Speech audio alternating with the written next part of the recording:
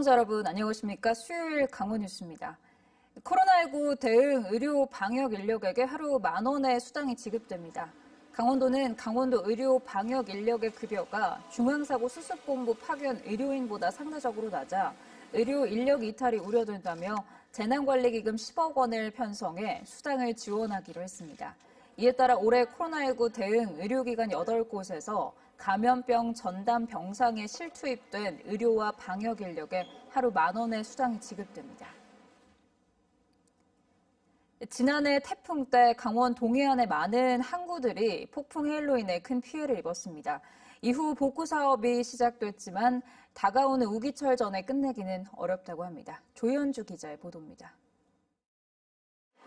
지난해 9월 태풍 때 삼척 임원항은 폭풍 해일로 인해 큰 피해를 입었습니다. 어선 수십 척이 침수되거나 부서지는 등 항구가 초토화됐습니다. 태풍 이후 9개월이 다 돼가지만 항구는 아직 정상을 되찾지 못했습니다. 수산물 판매 시설은 여전히 휴업 중입니다. 이렇게 시설 곳곳이 부서진 채 흉물스럽게 방치돼 있습니다.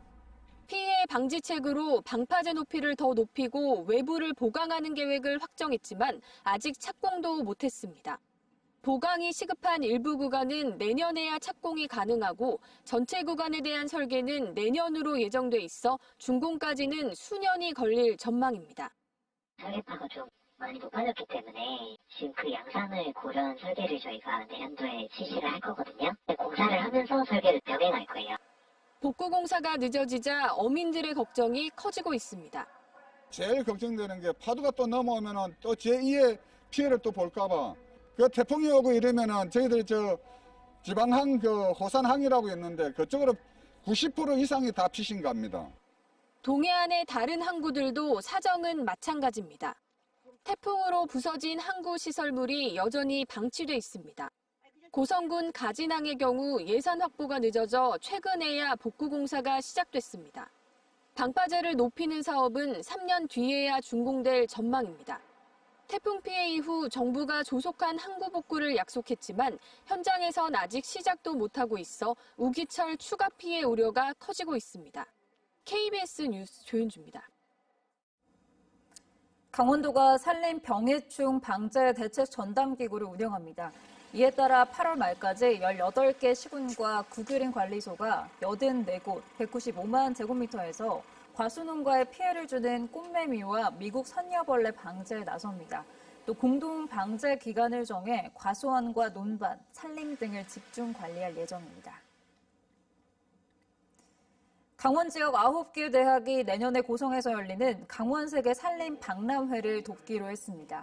강원도와 강원 지역 대학 총장협의회는 어제 춘천 세종호텔에서 업무 협약을 체결하고 산림 박람회 홍보 행사를 대학이 적극 지원하고 대학생들은 박람회 자원봉사에 참여하기로 했습니다.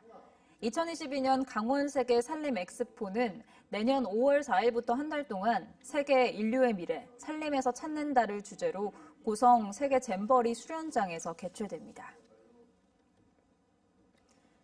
속초시가 장애인과 노인 등 교통약자를 위한 특별 교통수단 6대를 더 늘려 운행에 들어갔습니다. 추가된 특별 교통수단은 휠체어 이용 차량 2대와 임차택시 4대이며 이번 증차로 인해 특별 교통수단은 모두 12대로 늘었습니다. 특히 임차택시는 휠체어를 이용하지 않는 교통약자들이 주로 이용하게 되며 지역 안팎을 이동할 때 버스 요금의 2배 한도에서 이용할 수 있습니다. 양양군이 이달 15일부터 불법 주정차 단속 CCTV 운영 시간을 변경합니다.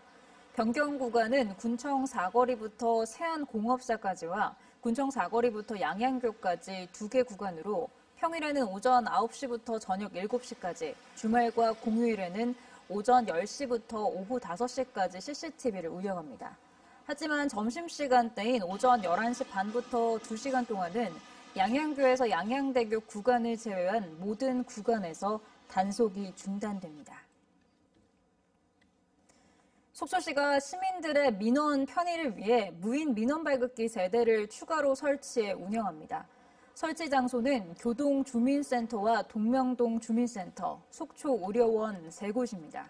이번 추가 설치로 속초시의 무인 민원 발급기는 6곳, 8대로 늘었습니다. 한편 지난해 속초시에서 무인 민원 발급기를 통해 민원 서류 8만 3천여 건이 발급됐습니다.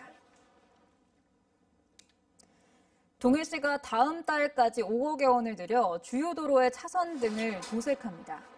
차선 도색 구간은 국도 7호선과 38호선 등 시내 주요 도로 22개 노선의 77km 구간입니다.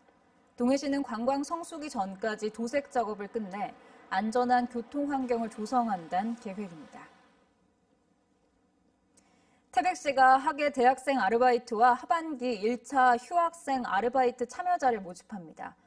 선발 인원은 학예 대학생 아르바이트 150명, 휴학생 아르바이트 2명으로 대학생 아르바이트는 스포츠대회 지원 등을, 휴학생 아르바이트는 보건소 지원 업무를 담당하게 됩니다.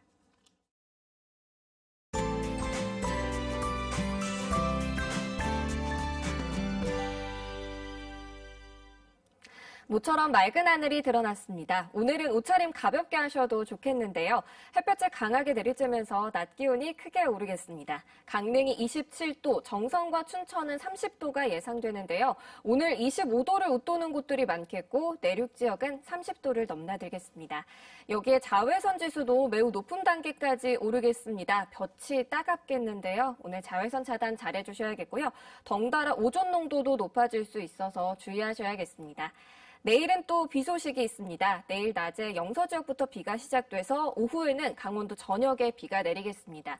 예상되는 비 양은 10에서 40mm 정도로 비는 내일 밤이면 대부분 그치겠지만 모레 새벽까지 이어지는 곳도 있겠습니다. 오늘 하늘은 대체로 맑겠습니다. 다만 기온이 크게 오르다 보니 영월과 정선 등 강원 남부 지역에는 오후 한때 소나기가 조금 오겠습니다.